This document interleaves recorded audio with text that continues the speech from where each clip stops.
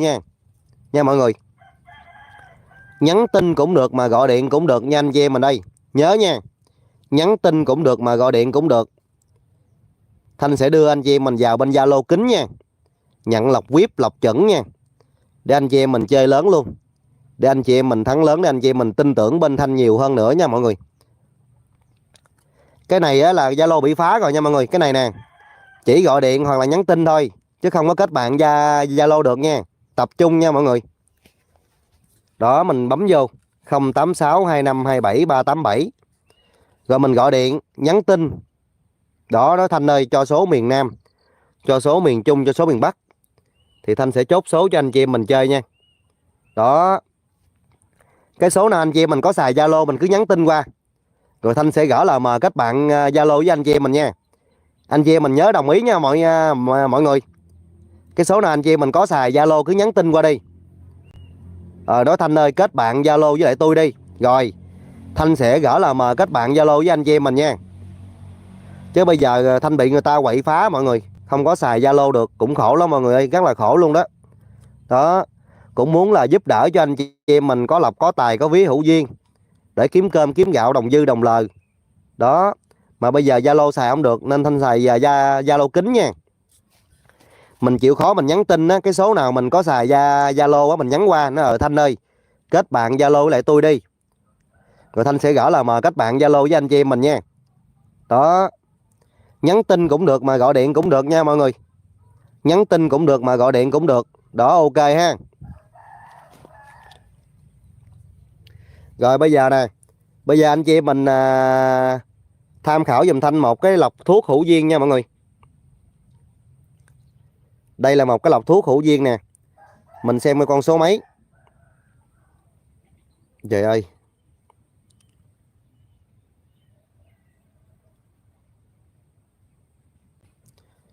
thấy số mấy thì anh chị em mình lấy số đó giùm Thanh đi.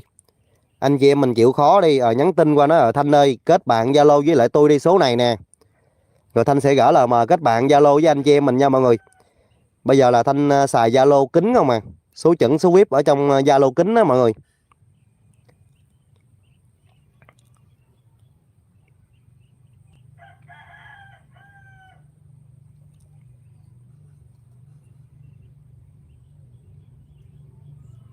Nói chung thì anh chị em mình ai mà từ bữa gà đang xa bờ đang khó khăn đó, không may mắc phải nợ nần chồng chất bao vây, cái số nào anh chị em mình á có xài Zalo mình nhắn tin qua mà nó Thanh ơi kết bạn Zalo với lại tôi đi, rồi Thanh sẽ tự động gỡ lời mời kết bạn Zalo với anh chị em mình.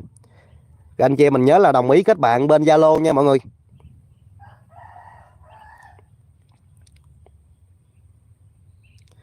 Anh chị em mình chịu khó hợp tác nha mọi người, mình chịu khó mình hợp tác. Cái số nào có xài Zalo cứ gỡ qua, nói Thanh ơi kết bạn Zalo với lại tôi đi.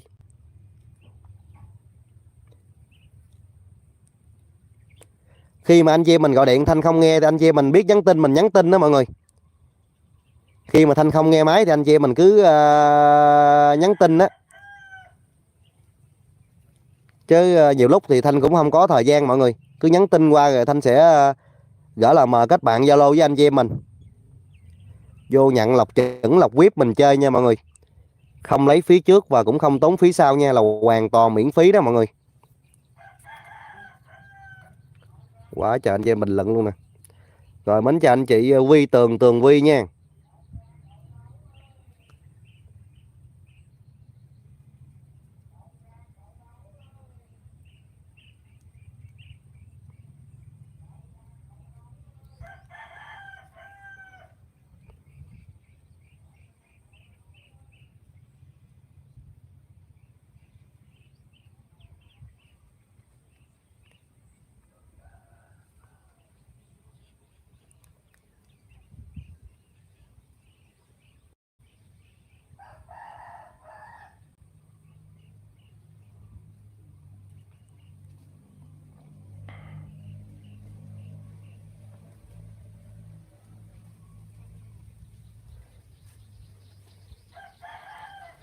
Theo Thanh nhìn thấy là con số 37 nha mọi người.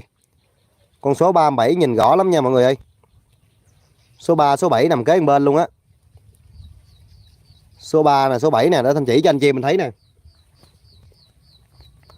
Số 3, số 7 kế bên luôn nha mọi người ơi. Số 7 nè. Số 3 nè. Con 37 là Thanh thấy rõ nha mọi người. Quá chi là rõ số 37 luôn á. Thanh nhìn ở ngoài không phải là nhìn trong camera đâu nha mọi người, con 37 rõ nè. 37 là quá là rõ luôn á. Con 37 nhìn rõ nha mọi người. Số 3, số 7 là 37 đó, nhìn rõ luôn á. Quá chi là rõ luôn. Thôi Thanh chốt cho anh chị mình một cái lọc thuốc hữu duyên là con số 37 nha mọi người. Chiều nay mình vừa mừng vừa nhảy luôn nha mọi người nha. Con 37 nha. Một cái lọc thuốc hữu duyên nha mọi người. Con cảm ơn ông tà bà tà cho con một cái lọc thuốc con số 37 hữu duyên. Quá chi là rõ luôn nha ông bà ơi, con 37 rõ luôn á. Con cảm ơn ông bà nhiều lắm nha ông bà. Con 37 là nhìn quá chi là rõ luôn nha mọi người ạ.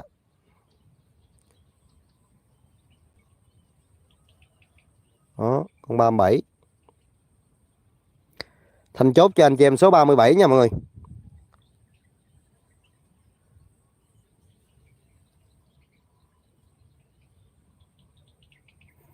Con 37 là nhìn rõ lắm luôn.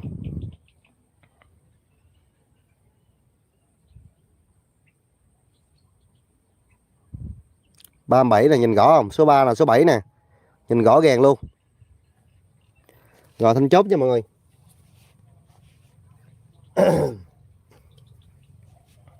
Ba bảy để anh chị em nhớ giùm Thanh số 37 nha. Cái đó là tham khảo cho tất cả là 3 miền nha mọi người. Rồi. Thì đây là duy nhất trên một cây sâm may mắn nha. Thanh nói rồi rõ nha mọi người. Cái số nào có xài Zalo á, mình cứ nhắn tin qua. Kêu Thanh đó là Thanh ơi, kết bạn Zalo với lại tôi đi. Cứ nhắn tin qua nói như vậy, hoặc là gọi điện cũng được. Kết bạn Zalo với lại tôi đi. Đó. Rồi Thanh sẽ tự động gỡ lời mời kết bạn Zalo với anh chị em mình. Anh chị em mình á, chỉ việc á, là mình đồng ý kết bạn thôi. Cái lời mời kết bạn của Thanh á, anh chị mình đồng ý đi. Rồi Thanh sẽ gỡ số chuẩn, số VIP cho anh chị em mình chơi. Hoàn toàn miễn phí nha mọi người. Hoàn toàn miễn phí nha. Giúp đỡ anh chị em mình là hoàn toàn miễn phí. Không lấy phí trước và cũng không tốn phí sau. Có gực gỡ tưng bừng lên thiền vào bờ chúng lớn có dư có lời đó. Thì phụ tiếp Thanh bánh kẹo trả lễ nhang đèn tùy tâm phát nguyện nha. Bao nhiêu cũng được nha mọi người. Cứ nhắn tin qua số này nè. Kết bạn Zalo với lại tôi đi, nói với đó mọi người. Rồi mến chào anh chị Hồng Văn nè. Mến chào anh chị Hỏi A nè. Mến chào luôn anh chị Cố Quên nè. Đó, tổng mến chào hết anh chị em mình luôn nha. Mến chào luôn anh chị Lan Phạm nè. Đó, mến chào luôn anh chị Mã Đáo Thành Công nè. Đó, tổng mến chào hết anh chị em mình luôn nha mọi người. Đó, cái số nào mình có xài Zalo đó mình cứ nhắn tin qua đi rồi thì Thanh sẽ giúp đỡ anh chị em mình. Cái số này Zalo bị phá rồi, bị người ta quậy phá rồi mọi người ơi, bị phá rồi. Mình chỉ việc là gọi điện hoặc là nhắn tin thôi. Rồi Thanh sẽ chốt số chuẩn, số VIP cho anh chị em mình chơi nha. Còn đây là duy nhất trên một cây sâm may mắn trời ơi. 44 mọi người ơi, hai cái nóc nhà mọi người. 44. Hai cái bánh bao. Bánh bao mọi người ơi, 44 nè. Hai cái bánh bao luôn á, ông tà bà tà cho mọi người ơi. Đó. 37, 44. 37 thì chiều nay mình lấy vừa mừng vừa nhảy. 44 thì chiều nay mình lốn nhốn luôn nha mọi người. Đó. 37, 44. Xin ông tà bà tà ngoài đồng nha mọi người. Ông tà bà tà ngoài đồng ha. Đó. Thì anh chị em mình nhớ kỹ đi. Nếu như mà anh chị em mình đang xa bờ, đang khó khăn, không may mắc phải nợ nần chồng chất bao vây, cứ liên hệ, nhắn tin. Cái số nào mình có xài Zalo mình nhắn tin qua. Nói Thanh ơi hãy kết bạn Zalo với lại tôi đi. Rồi Thanh sẽ đồng ý kết bạn Zalo với anh chị em mình nha. Đó. Thanh sẽ gỡ lời mời kết bạn Zalo với anh chị em mình là Zalo kính nha. Còn Zalo này là bị phá rồi. Mình muốn chơi miền Nam, miền Trung, miền Bắc gì mình cứ nhắn tin qua. Hoặc là mình gọi điện qua số điện thoại này. 086 25 27 387. Thanh sẽ gỡ số cho anh chị em mình chơi. Không lấy phí trước và cũng không tốn phí sau nha mọi người. Con 37 với lại con 44 nha, anh chị em mình nhớ nha. Bây giờ Thanh khép lại xuống like nha mọi người. Thanh khép lại xuống like nha. Hôm nay quên đem cây viết mực lông theo rồi, không ghi được nha mọi người. 44 37 nè. Anh chị em mình nhớ giùm nha. 44 và con 37. Tham khảo giùm Thanh, trải nghiệm giùm Thanh cái tâm linh cho tất cả là 3 miền nha mọi người ơi. 44 37 nha. 37 44 44 37. Thanh nói hoài luôn á. 37 44 44 37. Đó. Một cây sâm và một lọc thuốc hữu duyên ha. Bây giờ Thanh cũng xin phép được khép lại xuống like luôn nha mọi người ơi. Đó, Thanh cũng xin phép được khép lại xuống like nha. Có gì thì anh chị em mình muốn nhận số VIP, số chuẩn mình chơi đó, số mà Thanh đi xin riêng đúng 12 giờ khuya đó, thì cứ nhắn tin hoặc là gọi điện qua đây. Thanh giúp đỡ cho anh chị em mình kiếm cơm kiếm gạo nha. Đồng ăn đồng xiếng kiếm một mớ vốn để mình trang trải cuộc sống nha mọi người. Lo trong gia đình mình hàng ngày cơm áo gạo tiền ha. Liên hệ qua số này nha. Bây giờ thì xin chào và hẹn gặp lại anh chị em mình luôn nha mọi người ơi. Khép lại xuống like nha anh chị em mình ơi.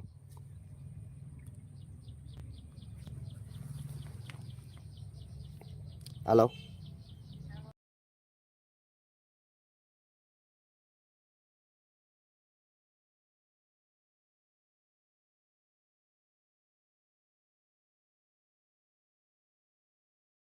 Democracy depends on a free press. Please support our independent journalism at democracynow.org/give. Welcome to Democracy Now!, democracynow.org, the War and Peace Report. I'm Amy Goodman. Secretary of State Marco Rubio has arrived in Saudi Arabia, where he's scheduled to begin talks with Russia over ending the war in Ukraine. But Ukrainian and European officials have not been invited to take part. Ukrainian President Volodymyr Zelensky appeared on Meet the Press Sunday. I will never accept any decisions between the United States and Russia about Ukraine. Never. And our people, never. And our adults and children and everybody. It can't be so. This is the war in Ukraine against us, and it's our human losses. Zelensky has also rejected a demand by President Trump for Ukraine to give United States ownership of half of Ukraine's rare earth minerals. Meanwhile, French President Emmanuel Macron is hosting an emergency European summit today in Paris over Ukraine. For the first time, British Prime Minister Keir Starmer has offered to send British troops to Ukraine to provide security if a peace deal is reached. This comes amidst a growing rift between the Trump administration and European leaders. On Friday, Vice President J.D. Vance gave a speech at the Munich Security Conference where he repeatedly attacked Europe on a number of issues, including migration and free speech. And trust me, I say this with all humor, if American democracy can survive 10 years of Greta Thunberg scolding, you guys can survive a few months of Elon Musk. But what no democracy, American, German, or European, will survive is telling millions of voters that their thoughts and concerns, their aspirations, their pleas for relief are invalid or unworthy of even being considered. While in Germany, J.D. Vance held a 30-minute meeting Friday with the head of Germany's far-right AfD party. German Chancellor Olaf Scholz rebuked Vance for meeting with the AfD just a week before Germany's election. That's why we will not accept if outsiders intervene in our democracy, in our elections, and in the democratic formation of opinion in favor of this party, the AfD. That's just not done, certainly not amongst friends and allies. We resolutely reject this. In news from Capitol Hill, the Internal Revenue Service has become the latest federal agency to be targeted by Elon Musk and his unelected team at DOGE, the Department of Government Efficiency. The Washington Post reports Musk's team is seeking access to an IRS system that contains detailed financial information about every taxpayer, business, and nonprofit in the country. On Friday, a federal court hearing was held in New York after 19 states sued Musk for illegally accessing sensitive information at the Treasury Department. This is New York Attorney General Letitia James. No one elected Elon Musk and his minions, and no one has allowed him to have access to this information. This is a violation of the separation of powers. The United States Congress, the United States Senate, has the sole discretion in having the power of the purse, and not Elon Musk. While the Trump administration and Elon Musk are already facing numerous lawsuits, President Trump Saturday wrote online, quote, "He who saves his country does not violate any law," unquote. California Senator Adam Schiff responded by writing, quote, "Spoken like a true dictator." The Trump administration submitted its first appeal to the Supreme Court seeking approval for the president to fire the head of the Office of Special Counsel, an independent agency that investigates whistleblower reports filed by government workers. The official, Hampton Dellinger, says his firing was illegal. Two lower courts have ruled against the Trump administration so far. In its race to purge federal workers, Elon Musk and DOJ fired 350 employees at the National Nuclear Security Administration Thursday without realizing many of the workers played a critical role in maintaining the country's nuclear weapons arsenal. The fired workers immediately lost access to their email and were locked out of offices. By Friday, the acting head of the agency rescinded most of the firings, but the agency has had difficulty reaching some of the workers. Senator Patty Murray of Washington and Congressmember Marcy Kaptur of Ohio called the layoffs utterly callous and dangerous, unquote. The Trump administration's also gutted the CDC's Disease Detection Unit and fired hundreds of workers at the Federal Aviation Administration. The Education Department is threatening to cut off all federal funding to schools that don't end all programs related to DEI, diversity, equity, and inclusion, within the next 14 days. The order could impact everything from preschools to colleges and universities around the country.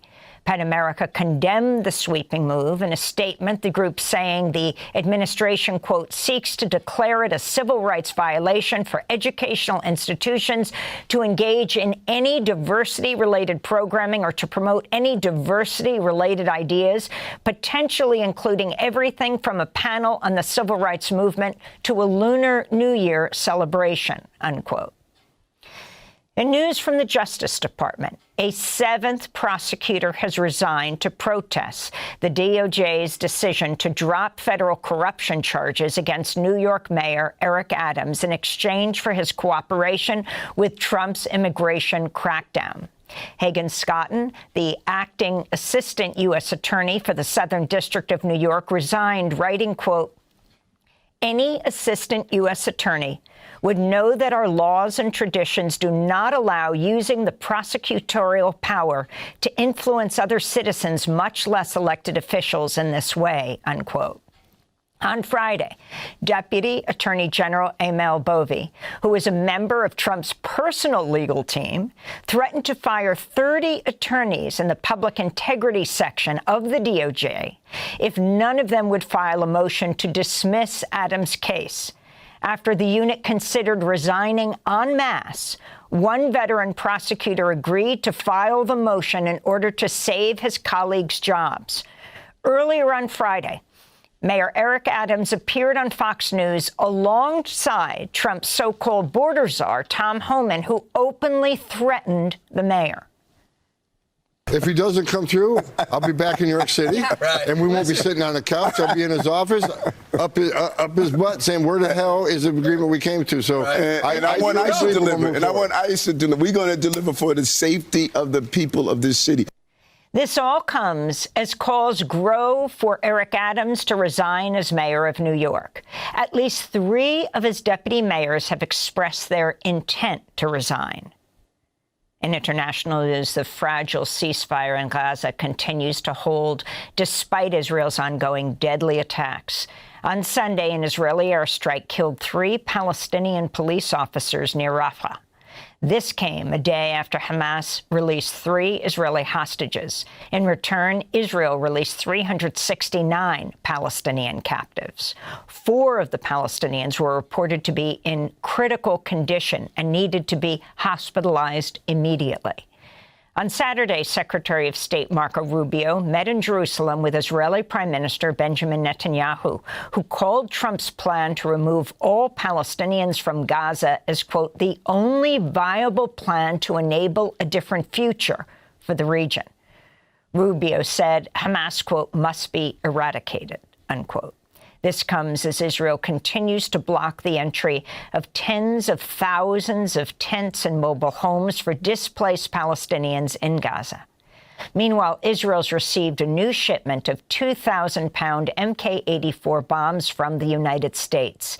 Palestinians in Rafah denounced the U.S. for continuing to arm Israel. We left our homes looking for safety, but when we returned, we did not find homes. This massive scale of destruction is not normal, and America is still supplying Israel with weapons for destruction. There is nothing to be destroyed anymore. There are only a few people in Palestine, in the Gaza Strip, to be destroyed. It is an ugly crime for America to supply Israel with weapons against the poor citizens like us, and then we return to find no homes or families. This is a crime against the human law and the Islamic and Christian law, and all religions on earth. In the Democratic Republic of Congo, M23 insurgent fighters have entered Bukavu, the second largest city in eastern Congo. M23's latest advance in the region marks the group's most significant expansion of territory since its rebellion began in 2022. The Congolese government reported Rwandan troops were also on the ground. This comes as the African Union gathered in Addis Ababa, Ethiopia, where leaders urged for a ceasefire in the DRC to avoid a regional escalation. In South Africa, Musa Hendricks, a pioneering figure in Islam, was shot dead Saturday. He was considered the world's first openly gay imam. Hendricks was in a car with another person when a vehicle stopped in front of them, blocking their path. 2 unknown assailants then got out of the vehicle and fired multiple shots, killing Hendricks. After coming out as gay in 1996, Hendricks hosted meetings at his home for other LGBTQ+ Muslims, later running his own mosque. This is Musa Hendricks, in his own words, speaking to the Openly channel on TikTok.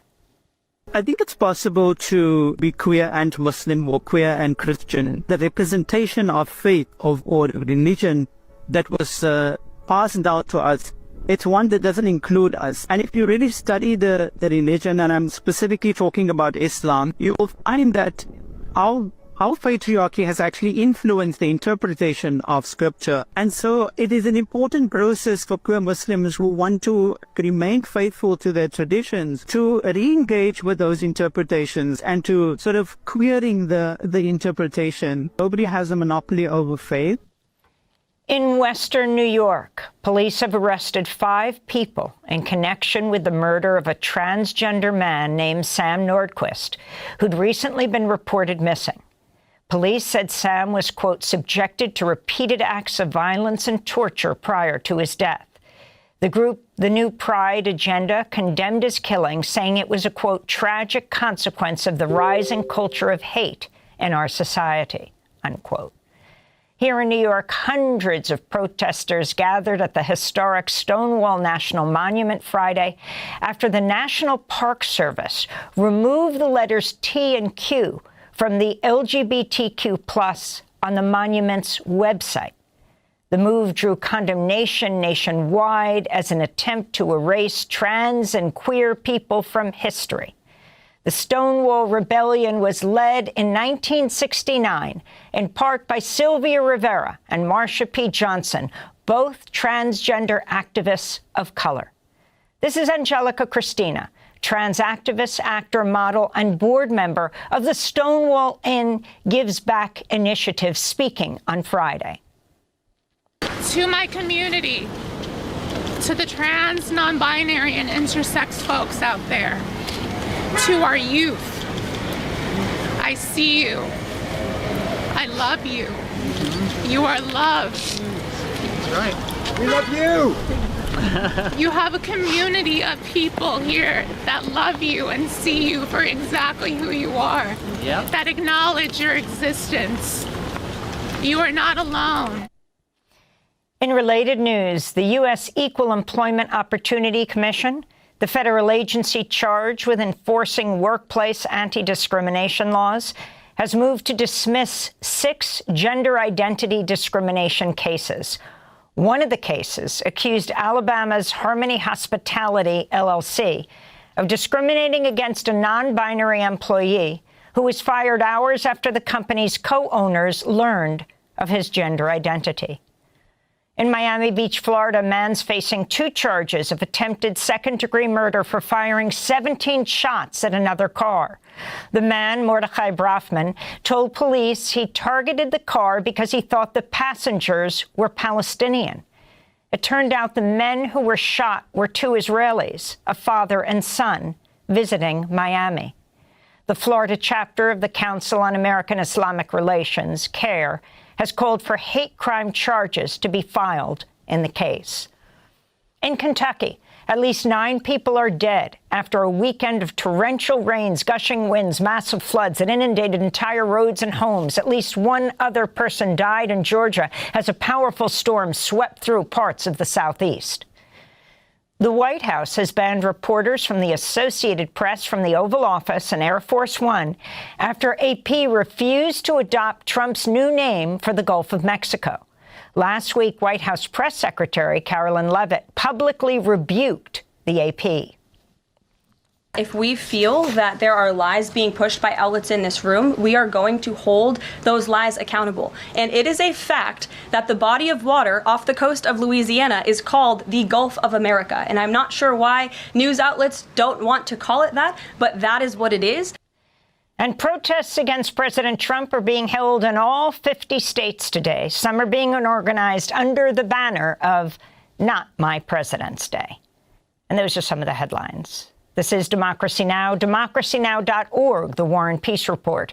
Democracy Now! Is funded by viewers like you. Please give today at democracynow.org/give.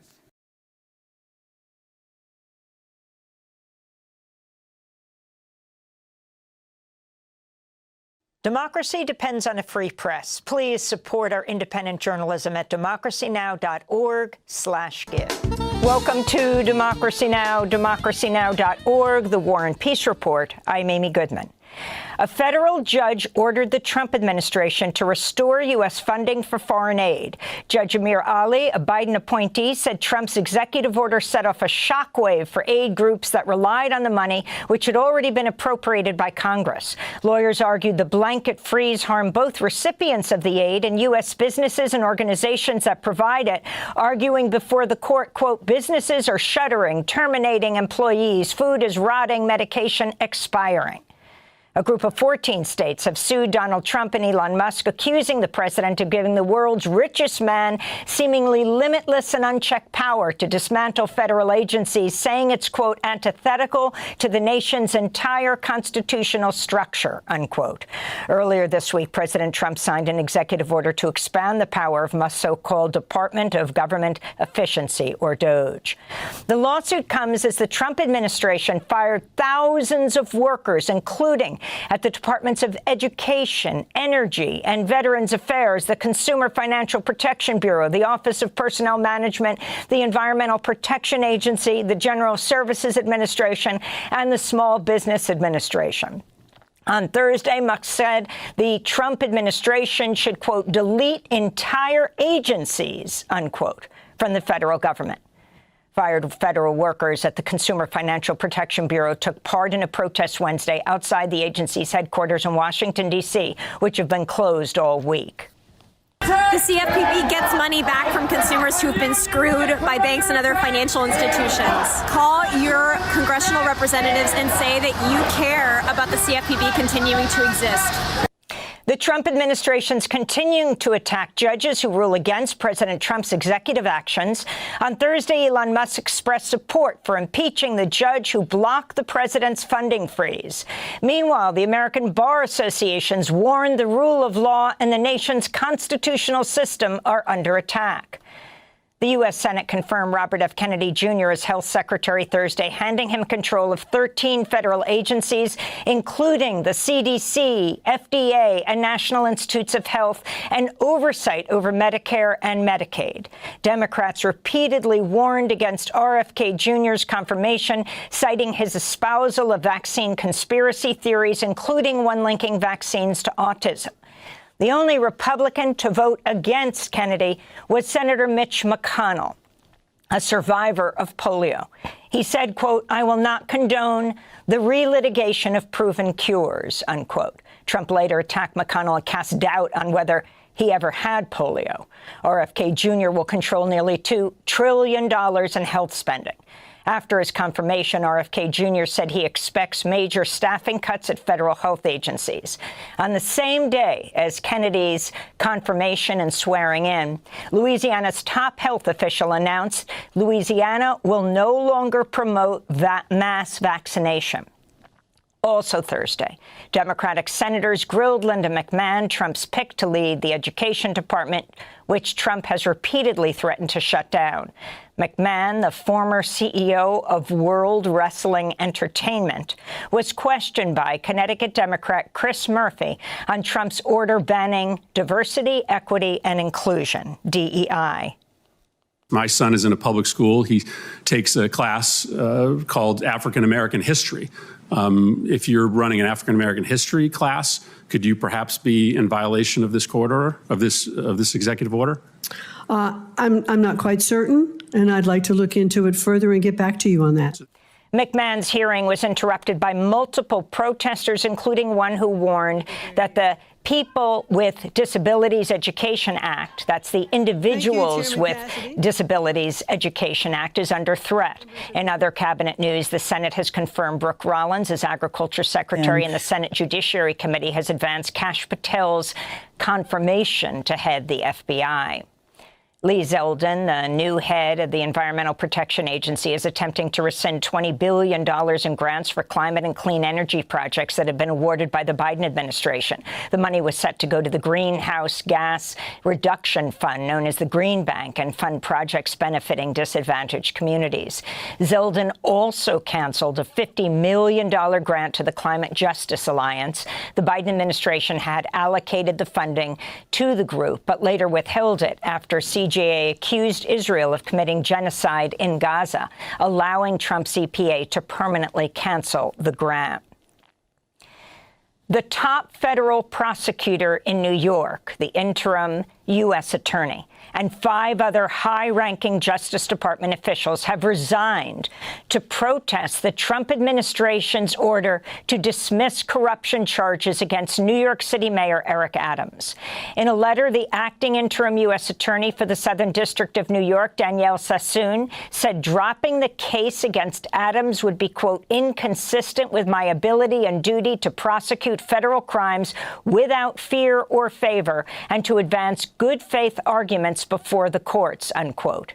In her letter, Sassoon, who'd been appointed by Trump, went on to accuse Adams of promising to help Trump's immigration crackdown in exchange for the charges being dropped.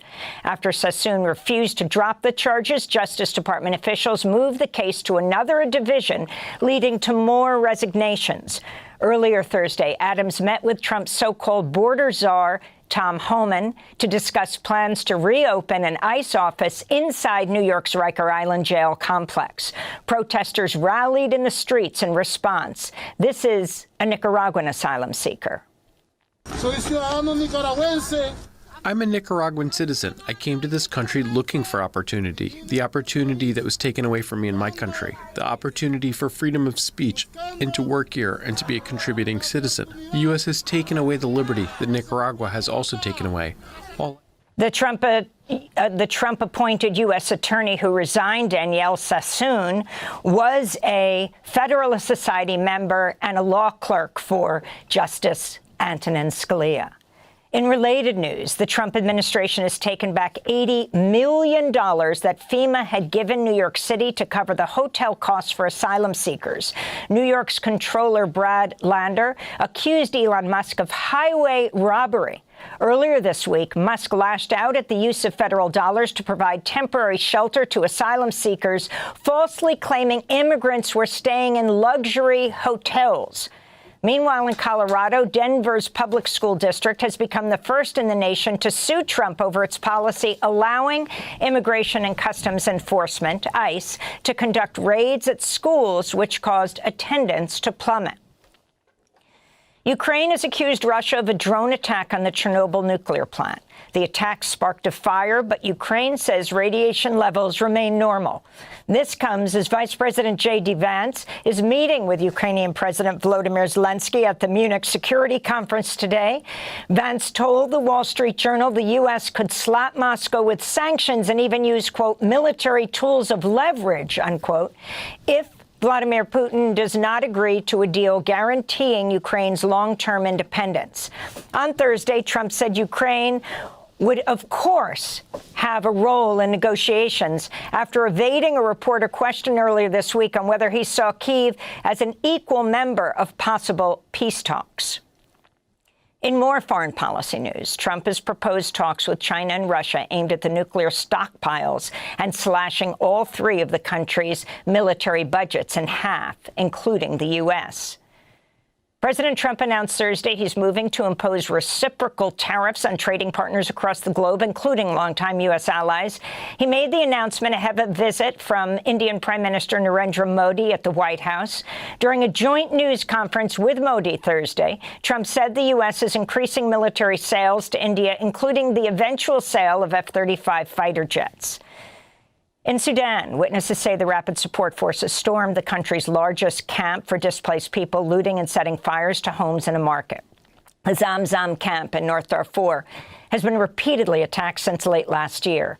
The RSF denied the reports about 500,000 displaced people who are suffering from famine live in the camp. The latest attack forced thousands of them to flee again. Doctors Without Borders said at least 7 people were killed. In the Eastern Democratic Republic of Congo, armed groups are subjecting children to sexual violence, including rape. That's according to UNICEF, which has warned the targeting of children by armed groups has soared to unprecedented levels. UNICEF says it's received at least 170 reports of rape involving children. One mother told UNICEF her 6 daughters, the youngest, 12 years old, were raped by armed men while searching for food. Mexican President Claudia Sheinbaum says she's considering legal action against Google if Google refuses to reverse its renaming of the Gulf of Mexico as the Gulf of America on Google Maps.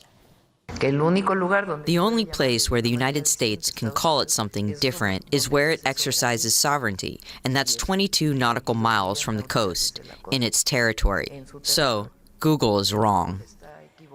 Protesters in Bolivia disrupted a government conference Thursday that was discussing lithium contracts with Chinese and Russian businesses. Bolivians say the country's lithium, the largest reserves in the world, should benefit the people of Bolivia, and that deals were made without legally required consultation with indigenous communities. Lithium exploitation leads to soil degradation, water shortages, and disrupts local ecosystems. Last year was the deadliest for journalists. That's according to the Committee to Protect Journalists, which reports at least 124 journalists and media workers were killed in 2024. Nearly 2/3 of them Palestinian journalists killed by Israel. The CPJ also cites the high number of journalist deaths due to conflicts in Sudan, Pakistan, and Burma, also known as Myanmar. A federal judge temporarily blocked Trump's executive order attempting to shut down nationwide access to gender-affirming care for transgender minors. The judge's order prohibits federal agencies from conditioning or withholding funding to health care providers and institutions that provide the care. Kansas's Democratic Governor Laura Kelly vetoed a proposal to ban gender-affirming care for transgender youth for the 3rd straight year. Thus far, Kansas Republicans have failed to overrule Kelly's veto. Meanwhile, in New Hampshire, 2 trans high school athletes are legally challenging Trump's order banning trans girls and women from competing in school sports. The city of Worcester, Massachusetts, passed a resolution designating itself a sanctuary city for the transgender community. Here in New York, protesters are gathering at the historic Stonewall Inn today at noon after the National Park Service attempted to erase trans and queer people from its history by removing the letters T and Q from references to LGBTQ plus people from the Stonewall National Monument website. The Stonewall Rebellion was led in part by Sylvia Rivera and Marsha P. Johnson, both transgender activists of color. A Texas judge ordered New York doctor Margaret Carpenter to stop prescribing and sending abortion pills to Texas patients and fined her $100,000. The case is expected to make its way to the Supreme Court in what would be a major test to shield laws that protect abortion providers nationwide. Meanwhile, New York Governor Kathy Hochul rejected an extradition request from Louisiana's Attorney General for the same doctor, citing New York's shield laws. Dr. Carpenter was indicted in Louisiana for prescribing abortion pills to a patient there online. And Senator Bernie Sanders is launching a national tour to fight oligarchy, starting with stops in Omaha, Nebraska, and Iowa City next week to speak with working-class Americans who voted for Trump. The oligarch's nightmare is that we will not allow ourselves to be divided up by race, religion, sexual orientation, or country of origin, and will together have the courage to take them on. And those are some of the headlines. This is Democracy Now!, democracynow.org, The War and Peace Report. I'm Amy Goodman. Democracy Now! Is funded by viewers like you. Please give today at democracynow.org/give.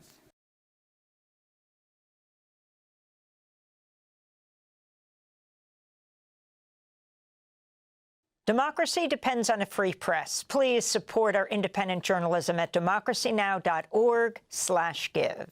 We begin today's show here in New York, where the top federal prosecutor and 5 other high-ranking Justice Department officials have resigned, refusing to implement the Trump administration's order to dismiss corruption charges against New York City Mayor Eric Adams. In a stunning letter, the acting interim U.S. Attorney for the Southern District of New York, Danielle Sassoon, said dropping the case against Mayor Adams would be, quote, inconsistent with my ability and duty to prosecute federal crimes without fear or favor and to advance good faith arguments before the courts, unquote. Sassoon was appointed by Trump, is a longtime member of the Federalist Society, and she clerked for Supreme Court Justice Antonin Scalia. Sassoon's letter was addressed to acting Deputy Attorney General Emil Bovee, who was one of President Trump's defense attorneys in his New York State criminal trial last year. Bovee sent the memo Monday ordering the charges to be dismissed because they, quote, unduly restricted Mayor Adams' ability to devote full attention and resources, unquote, to help with Trump's immigration crackdown. In her letter, Sassoon said Adams and his lawyers, quote, repeatedly urged what amounted to a quid pro quo. After Sassoon refused to drop the charges, Justice Department officials moved the case from New York to the Public Integrity Section in the Criminal Division of the Justice Department. That led to more prosecutors resigning. This all came after Adams met Thursday with Trump's so-called border czar, Tom Homan, to discuss the possible reopening of an ICE office inside New York's Rikers Island jail. Protesters rallied in Manhattan to condemn ICE. This is a Nicaraguan asylum seeker. I'm a Nicaraguan citizen. I came to this country looking for opportunity, the opportunity that was taken away from me in my country, the opportunity for freedom of speech, and to work here and to be a contributing citizen. The U.S. has taken away the liberty that Nicaragua has also taken away. All I ask for is freedom.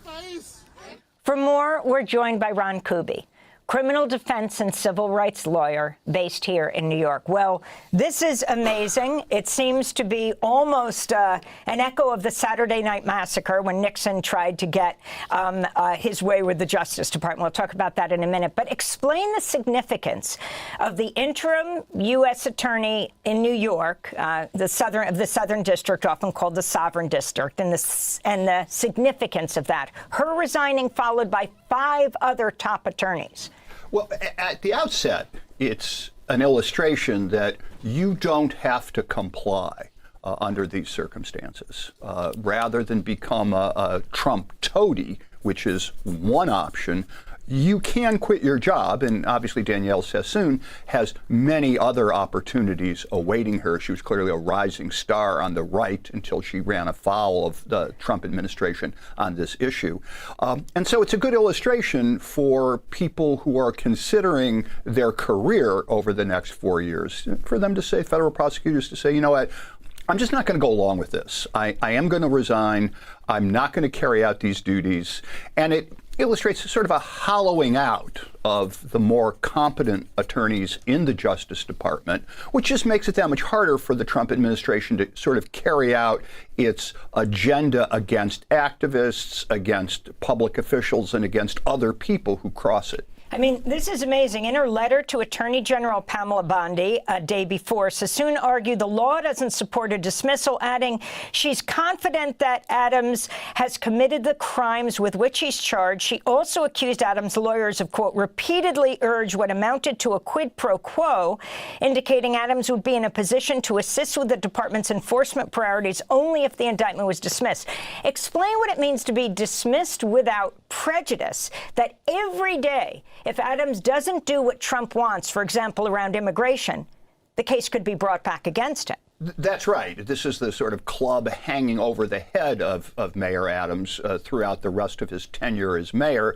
And even if he does do what they want, they could still bring back the charges. This is not an administration that's known for its consistency or loyalty, but clearly he knows that he has to get on board, otherwise he may be on a train to some federal prison. And that's explicit in the directions given by the Justice Department. And you can see Adams racing to comply. I mean, the quo was being supplied really fast after the quid here. I mean, that's really important. Yesterday, you have Sassoon saying, this is a quid pro quo. And she said, the top Justice Department official under Bondi, right? And let's remember, Emil Bovee was the personal attorney for Trump, as well as the man who looks like he's about to be confirmed, who will be right above him, Todd Blanche, in a meeting, who took away the notes of the lawyers who took notes. She said it was extremely clear that he wanted Adams to engage in this quid pro quo. So yesterday you have a meeting with Homan saying he's instituting an ICE office in Rikers Island. So the Justice Department historically has always carried out the policies of the President of the United States. You go all the way back to the 50s during the Red Scare. The Southern District executed the Rosenbergs. You can go through COINTELPRO in the 60s. In the 80s, the sanctuary prosecutions initiated by Reagan, Bush's invasion of Panama to arrest Manuel Noriega. You know, some administrations do more, some administrations do less, but it's always political. So, you know, to that extent, this is not unusual. But what makes this different is it's explicit. At least in the past, the Justice Department went to pains to say this is not a political decision. We are making these decisions solely on the basis of the law. We don't initiate or decline prosecutions based on the political policies of the people who are being targeted, et cetera, et cetera. There's no fig leaf anymore. So let's go back to what was known as the Saturday Night Massacre. During a single evening on Saturday, October 20th, what was this, 1973, Nixon ordered Attorney General Elliot Richardson to fire Archibald Cox, who was the special prosecutor investigating Watergate. Richardson refused and resigned. So Nixon then ordered Deputy Attorney General William Ruckelshaus to fire Cox. He refused, and then he ordered the Solicitor General Robert Bork to fire Cox. He agreed. And Robert Bork never lived down that particular bit of ignominy. That's the reason he never became a Supreme Court justice, because of his role in that. And here, eventually, sooner or later, as you go through the Southern District, you will find some lawyer willing to file a motion with the court to dismiss these charges. So they might file. I mean, it could be Emil Bovee himself or some guy from or a woman from somewhere else in the country who comes in to argue. But couldn't the judge refuse? In theory, the judge could refuse to dismiss the charges, because that's always up to judicial discretion. But if the judge refuses, then what? The Justice Department says, we are not prosecuting, we are not going forward, so, okay, dismiss, don't dismiss, but nothing is happening with this case, and eventually the defense would move to dismiss on speedy trial grounds, and that would have to be granted. So this is effectively going to be the end of the case once the administration finds somebody sufficiently spineless to actually file the papers. So New York City doesn't have a recall, but New York Governor Kathy Hochul has the power to remove New York City Mayor Eric Adams. She spoke on MSNBC on Rachel Maddow's show last night. This is not supposed to happen in our system of justice. The Bondi administration in that Department of Justice is already showing they're corrupt. Now, set that aside. I did see the letter that was issued by the acting United States attorney. The allegations are extremely concerning and serious. Yes. But I cannot, as the governor of this state, have a knee-jerk, politically motivated reaction like a lot of other people are saying right now. I have to do it smart, what's right, and I'm consulting with other leaders in government at this time. So, Ron Kuby, your response to the governor, what does that mean? Yeah, it means I'm not removing him now. I may remove him in the future. I may not. I have to have a lot of discussions and conferences. You don't want me just going off and doing something like that just because of all of this, the kind of unraveling of the rule of law. I need to take some time and think. It doesn't mean anything. It's sort of typical Governor Hochul when she's confronted with an unpleasant reality. Democracy Now! Is funded by viewers like you. Please give today at democracynow.org/give.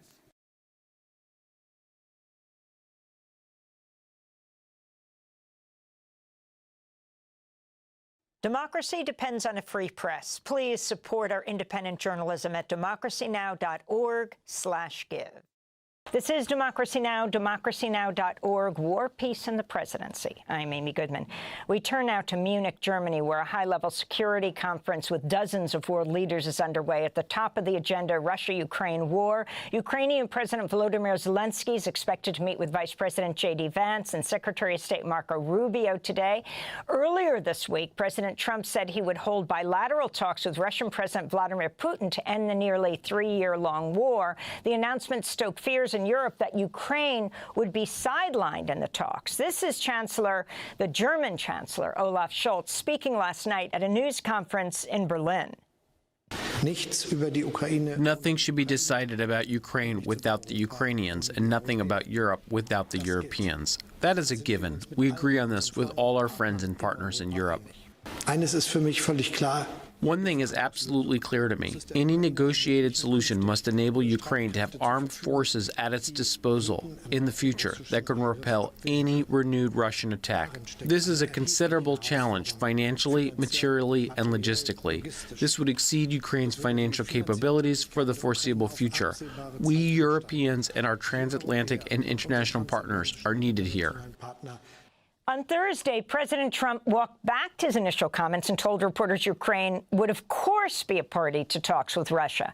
Vice President J.D. Vance told the Wall Street Journal that the U.S. could slap Moscow with sanctions and even use, quote, military tools of leverage if Vladimir Putin does not agree to a deal guaranteeing Ukraine's long-term independence. Vance told the Wall Street Journal he plans to tell European leaders to embrace populist parties, stop mass migration, and curb progressive policies. Vance will not be meeting with the German Chancellor, who's the host of the conference. Meanwhile, over 40 protest rallies are planned against the security conference in Munich this weekend. For more, we're joined in Munich by two guests. Melanie Schweitzer is a lawyer who works at the German Ministry of Labor and Social Affairs, a member of the Progressive Party, Mira 25, running for a parliamentary seat in the elections later this month.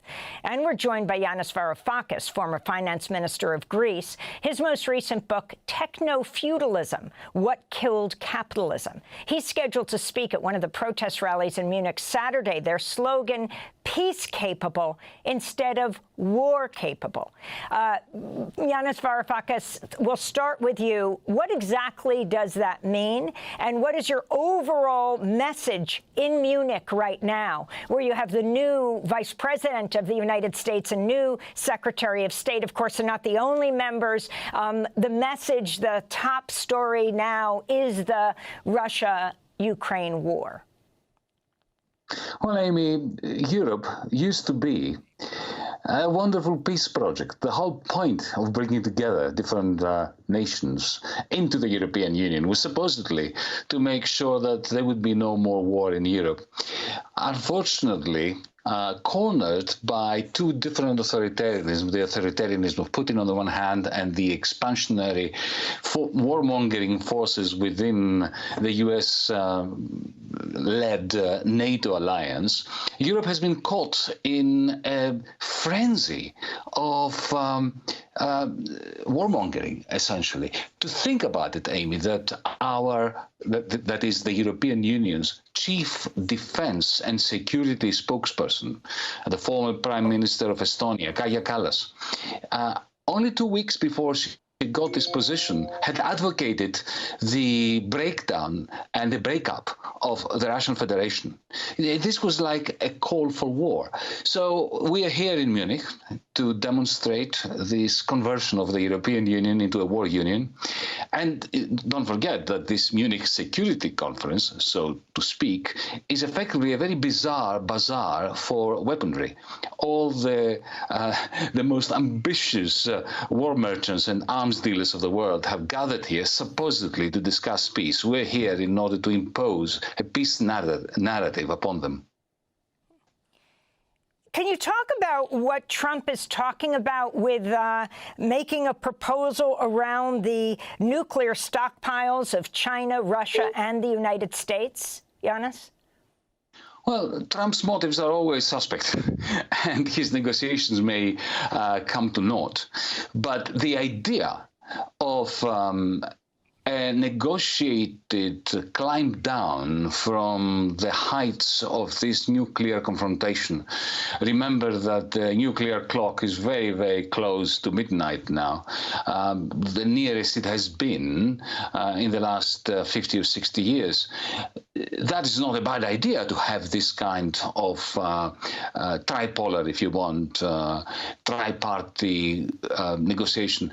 But of course, who knows what that might lead to, given that Donald Trump is constantly flooding the zone with uncertainty for a number of very, very suspect objectives. I want to bring Melanie Schweitzer in this conversation, member of the Progressive Party, Mira 25, running for a parliamentary seat in the elections later this month. I said that you worked for a lawyer working for the German Ministry of Labor and Social Affairs. Can you talk about the pressure you've been under and what's happened? Yes, thank you very much. Hi, Amy. Thank you for giving us space to speak here. I think the situation in Germany at the moment is really dire. There is a blatant attack on freedom of speech, freedom of assembly. We see a dismantling of the rule of law in Germany at the moment, a crisis of democracy, and we really very much fear the upcoming elections in 10 days. And we actually think that this might be the last election before fascism, because the center parties, especially the Social Democrats, the Green Party, also the Left Party, they have taken over the rhetoric of the far right, and not just the rhetoric, but also the policies. So they have made 2 new resolutions against freedom of speech. They have banned Francesca Albanese from speaking at universities this and next week, the politicians. So they have done a crackdown on the protests and anti-war movement, anti-genocide violence movement last week.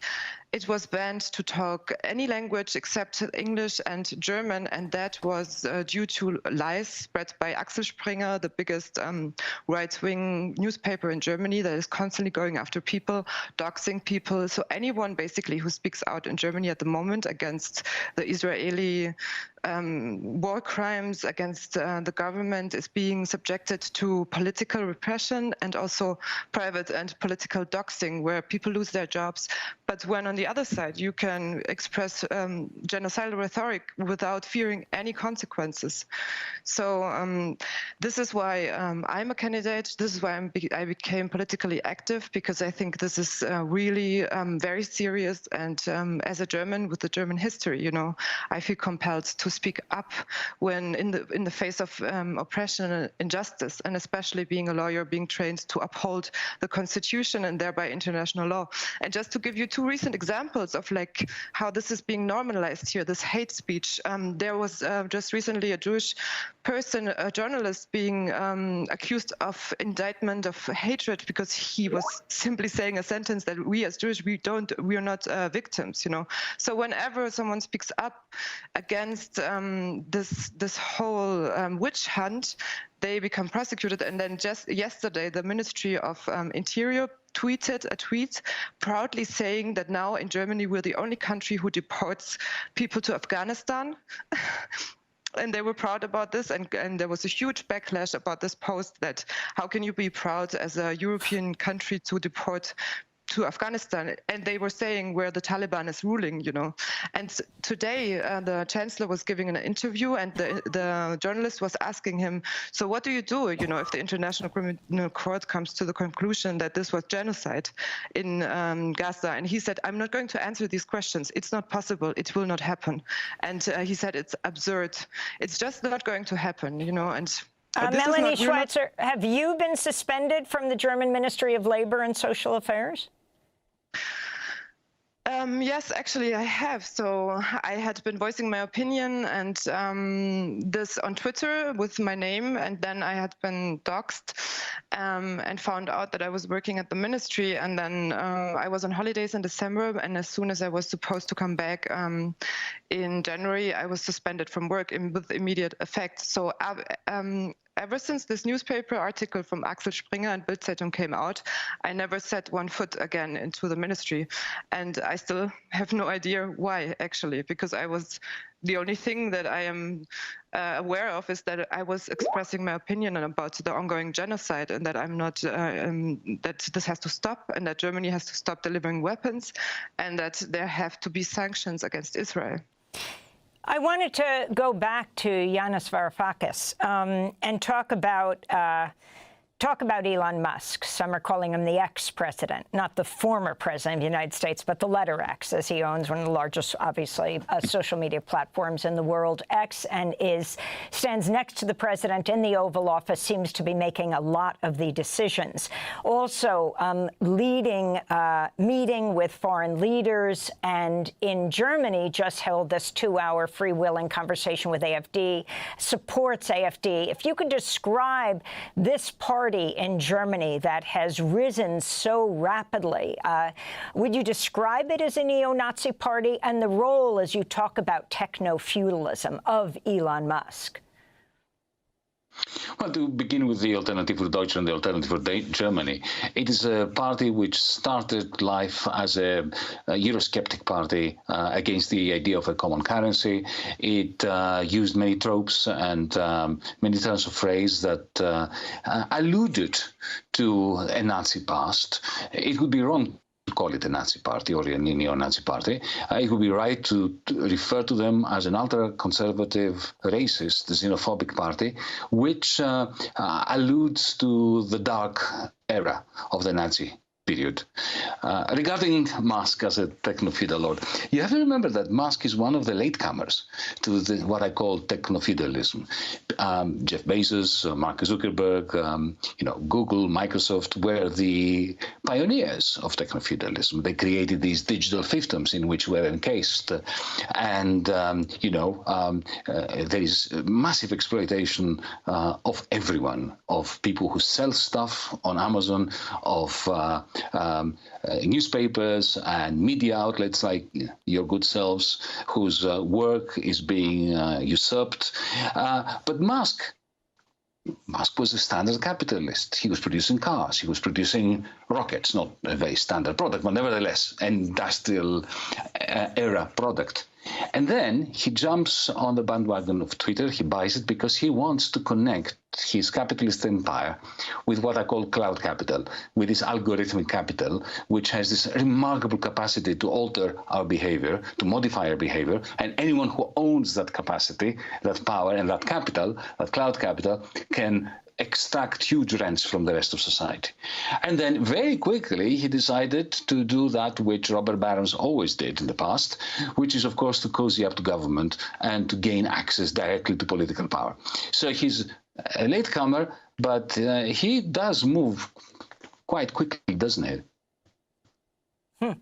Well, I wanted to read to you from Reuters and the Wall Street Journal. The man likely to become Germany's next leader warned Elon Musk would face consequences for boosting the far-right AfD, Alternative for Germany, through his social media platform. Friedrich Merz said, what happened in this election campaign cannot go unchallenged. Merz, the front-runner in the polls ahead of the February 23rd election, told the Wall Street Journal, referring to what he sees as Musk's interference in Germany's election. Musk repeatedly calling on X for Germans to vote for AfD, saying it could save the country. And your response, for example, when you're looking at Germany right now and you look at what's happened in the United States, that Nazi salute that that Elon Musk gave several times at a Trump rally. Well, it's mind-boggling that we should be witnessing these scenes today, especially from the South African mafia behind the PayPal mafia. Remember, people who grow up with apartheid in their heads. But allow me to make a comment about Friedrich Merz, who will be the next Chancellor of Germany, according to the opinion polls, and whom you mentioned as having turned against Elon Musk and having accused Elon Musk, quite correctly, for giving a platform to the leader of the Alternative for Deutschland, for Germany. Mr. Merz, even though he's right in putting forward that criticism, is perhaps the epitome of hypocrisy.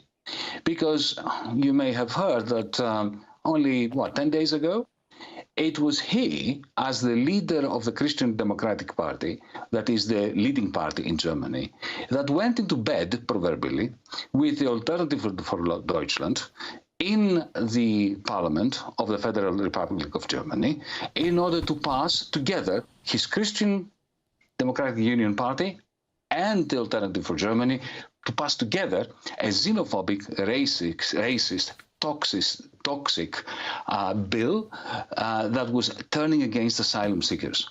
So this very same man who is going to be the Chancellor of Germany, who is accusing Elon Musk of giving a platform to the ultra-right of the Alternative for Germany, is the one that has already got into political bed with the Alternative for Germany. This is what we've come to. We are now caught up in this agglomeration, in this unholy alliance between the center-right and the ultra-right. And I very much fear that after the federal election, in exactly the same way that we've already seen it in Austria, we've seen it in the Netherlands, the ultra-right and the center-right are going to be pushing the political spectrum